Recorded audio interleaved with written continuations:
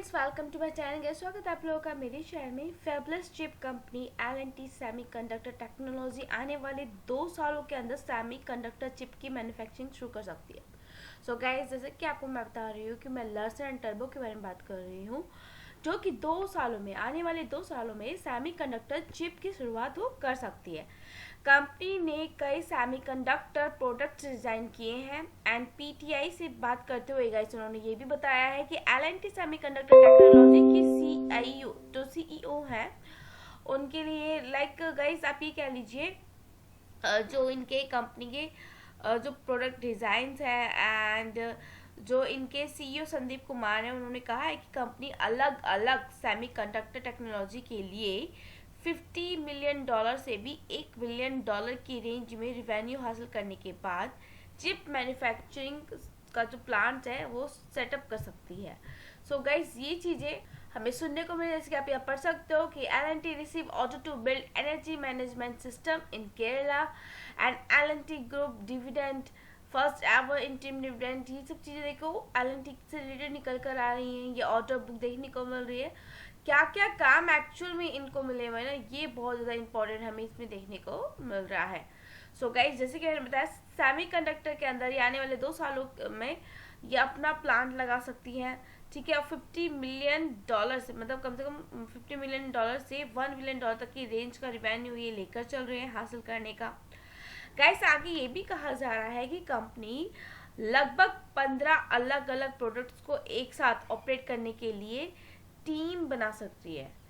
ये टीमें भी बना रही है और वह इस सफर में ना आधे रास्ते पर पहुंच भी चुकी है। संदीप ने ये भी कहा है, जो इनके सीईओ है, अगले 6 मंथ में हमारी जो पूरी टीम है वो तैयार हो जाएगी।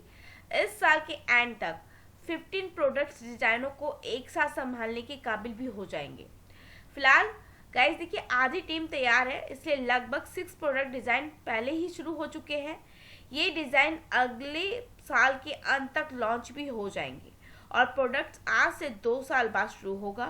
उन्होंने ये भी कहा है कि फेबलेस चिप कंपनी के रूप में शुरुआत करना भारत के लिए महत्वपूर्ण है, इससे देश की और विदेशी कंपनियों पर निर्भरता कम होगी। सो गाइस, ये चीज़ें हमें इसके अंदर L&T से रिलेटेड सुनने को मिल रही हैं, ठीक है। फिलहाल तो हमें जब फ्राइडे मार्केट क्लोज हुआ था तो उसमें गिरावट देखने को मिली, लेकिन आज आपको इसके अंदर एक गैप ऑफ ओपनिंग, ये एक अच्छी रैली देखने को मिल सकती है। L&T के सीईओ का ये भी कहना है कि सेमीकंडक्टर प्रोडक्ट्स की मैन्युफैक्चरिंग के लिए L&T इस स्पेस की कई लीडिंग कंपनियों के साथ बातचीत भी कर रही है और हाल ही में उसने IBM के साथ भी एक पैक्ट पर हस्ताक्षर किए हैं। इस पैक्ट के तहत IBM एडवांस प्रोसेस डिजाइन करने के लिए रिसर्च और डेवलपमेंट में सहयोग भी करेगी। कैसे इस काम के दायरे में एस डिवाइस और हाइब्रिड क्लाउड सिस्टम के लिए प्रोसेस डिजाइन के साथ मोबिलिटी, इंडस्ट्रियल, एनर्जी और सर्वर जैसे सेगमेंट शामिल हो सकते हैं। कंपनी ऐसी चिप पर भी काम करेगी जिनका इस्तेमाल मोबाइल फोन, इलेक्ट्रॉनिक व्हीकल और इंडस्ट्रियल इलेक्ट्रॉनिक सहित कई जगह पर हो सकता है। कैस संदीप ने भी कहा है कि सेमीकंडक्टर के लिए सिलिकॉन कार्बाइड और गैलियम नाइट्रेट नाम से 2 अन्य प्रोसेसर हैं। सिलिकॉन कार्बाइड का इस्तेमाल पावर एनर्जी और इलेक्ट्रिक व्हीकल्स के लिए, जबकि गैलियम नाइट्रेट चिप का इस्तेमाल वायरलेस प्रोडक्ट और बिजली के लिए किया जा रहा है, ठीक है। गाइस, ऐसा नहीं है कि इस सेक्टर के अंदर खाली आपको L&T ही देखने को मिलेगा, मतलब ये जो अब सेमीकंडक्टर से रिलेटेड चीज़ें स्टार्ट हो रही हैं तो उसके अंदर खाली एक ही कंपनी रेस में नहीं है, और भी कंपनीज है। जैसे कि आपको मैं बता दूं, टाटा इलेक्ट्रॉनिक्स पे मैंने आप लोगों के लिए वीडियो बनाई थी, इसमें मैंने बताया था कि टाटा इलेक्ट्रॉनिक्स ने भी अच्छे हाथ मिलाया है इससे रिलेटेड, ठीक है। और आपको CG पावर देखने को मिलेगी, माइक्रोन तो आप जानते ही हैं, और केन्स टेक्नोलॉजी, ये सब कंपनीज 1.52 लाख रुपए के इन्वेस्टमेंट के साथ भारत में सेमीकंडक्टर यूनिट सेटअप कर रही है।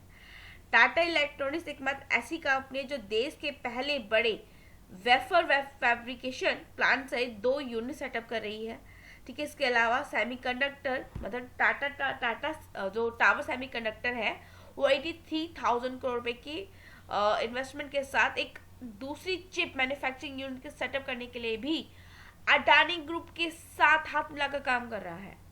आप HCL भी ले सकते हो, मैंने आपको डिस्काउंट के बारे में बताया हुआ है। HCL और फॉक्सकॉन ने भी सेमीकंडक्टर प्लांट सेटअप करने का एक प्रपोजल सबमिट किया है। सो गाइज, अब आपको ये चीज़ें क्लियर होगी कौन कौन सी कंपनीज डिजायर लेवल पर लेकर चले। फिलहाल तो अभी LNT से रिलेटेड बहुत बड़ी खबर आई है, ये भागता हुआ नजर आ सकता है पोर्टफोलियो में, तो संभाल लेकर चलिएगा। एंड फिलहाल तो अब इसका 52 वीक हाई 3900 है। इट मीन अभी आपको ठीक है थोड़े बहुत डिस्काउंटेड प्राइस पे मिल रही है। 1 मंथ में देखोगे तो लगभग इसके अंदर 20 पॉइंट्स जो गिरावट है वो 3% तक की है, 3.5% से ज़्यादा की है। 6 मंथ में कंसोलिडेट कर रहा है, ठीक है। और साल भर में भी इसने कोई ज़्यादा रिटर्न नहीं दिया, और एक साल में देखोगे तो मात्र 18% तक का रिटर्न देखने को मिलता है। मतलब अब ये स्टॉक साल भर में जो इसने रिटर्न नहीं दिया अभी भागने वाला है, ठीक है। हाँ, मैं कह सकती हूँ लार्ज कैप कंपनी है, लार्ज कैप कंपनी में आपको पता है थोड़ा सा स्लो मोशन में वो चलती है, लेकिन अभी आपको जिस प्राइस पे मिल रही है तो आप उसको लेकर चल सकते हो।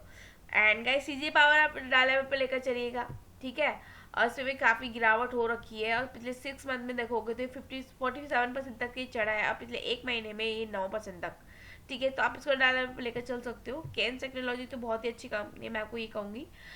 इसको भी अगर जहाँ पर भी आपको जिस लेवल में मिले उस बॉटम पे आप इसको बाय करके चल सकते हैं।